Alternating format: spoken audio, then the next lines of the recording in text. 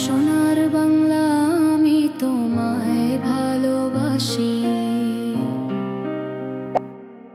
আমার সোনার বাংলা আমি তোমায় ভালোবাসি, আমার প্যানের বাংলা আমি তোমায় ভালোবাসি। আমি মানি না অন্যায়ের নিঃশ্বাস, অবিচারের চাহনি, কোন শাসকের মন গড়া শাসানি। আমি মাথা নোয়াই না অসত্যের কোনো বাণীতে, আমি চলেছি সত্যের দীপ্ত পথ ধরে।